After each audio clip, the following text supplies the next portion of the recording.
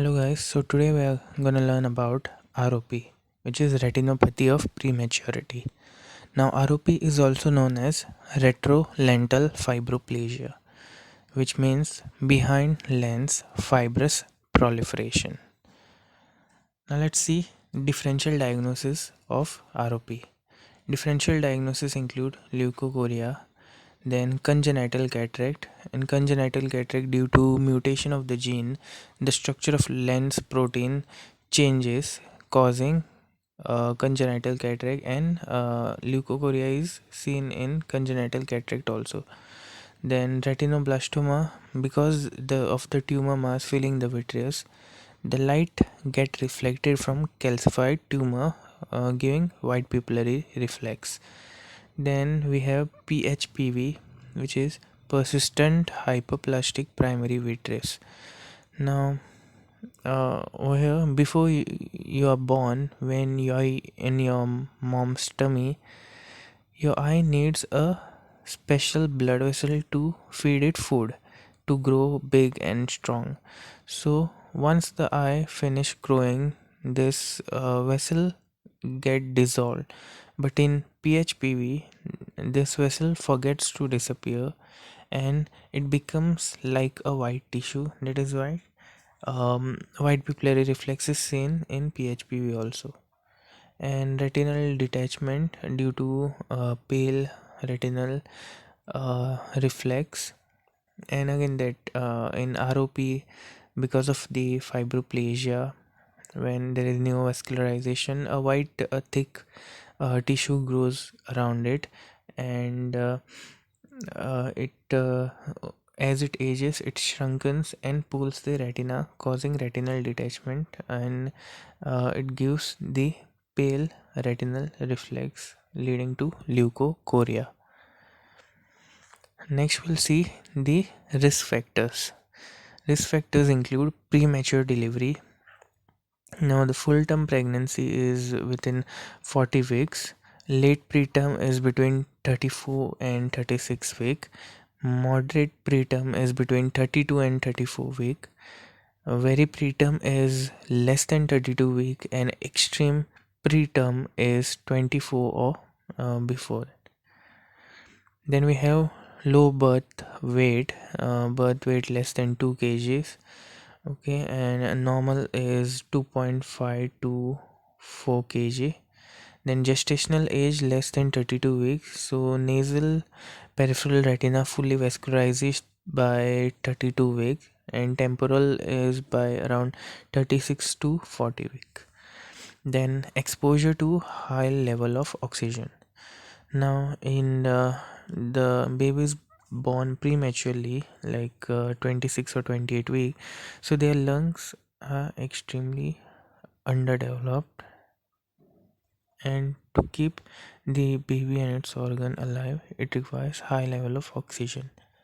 And when the baby is exposed to high level of oxygen, the eye realizes that it doesn't need any more vessel, so it stop growing the vessel. Now when the oxygen supply is shut off, it realizes that it doesn't have oxygen, so it create more and more vessel, leading to new vascularization. Then we have sepsis. Sepsis is overwhelming response to infection causing inflammation. Now, if mother is having an infection, so it will release cytokinin and lead to TNFA alpha, interleukin 1, interleukin 6, and this will go to the baby, and there will be no development of blood vessel. Last risk factor is IUGR, which is intrauterine growth restriction. So over here baby is smaller than expected, and over here there is problem with placenta, no proper blood supply, then maternal health factors like increase in BP, anemia, smoking, then birth defects and torch infections, which include your toxoplasmosis, other infections like syphilis, then rubella, chlamydia, and herpes.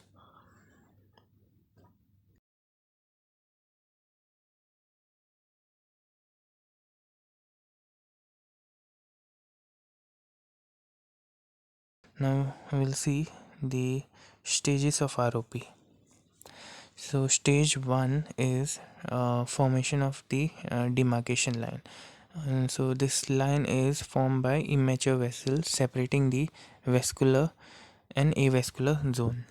Stage 2 is formation of ridges, which is the demarcation line gets elevated into a 3D structure. Stage 3 is neovascularization, where there is fibrovascular proliferation. Okay, so a thick, tough, sticky scar tissue grows around the vessel, and it as it ages, it dries up, shrinks, and pulls the retina, causing retinal detachment. So we in stage 4 we have the partial retinal detachment, and in stage 5 we have total retinal detachment. Then we have APROP, which is aggressive posterior ROP, where all the vessels look very tortuous or aggressive and requires immediate treatment.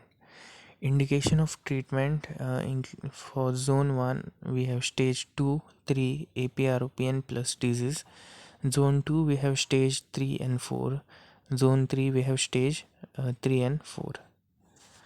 Screening, uh, we have if gestation age is known or if gestation age is not known. If gestation age is known, if it is less than 32 weeks, we have to screen. If it is more than 32 weeks, we have to check the weight of the baby. Okay, now for weight of the baby, if it is less than 2 kg, we have to screen. If it is more than 2 kg, no need of screening. Now, how long to screen is till zone 3 vascularizes up till 44 weeks. And how to screen is we have to put the ROP drops to dilate the baby 3 times every 15 minutes for 1 hour. You have to put the paracane, use the speculum, and using the IDO and 20 diopter lens, you have to see the fundus of the baby. Treatment includes laser IDO and anti-VEGF, which is vascular endothelial growth factor.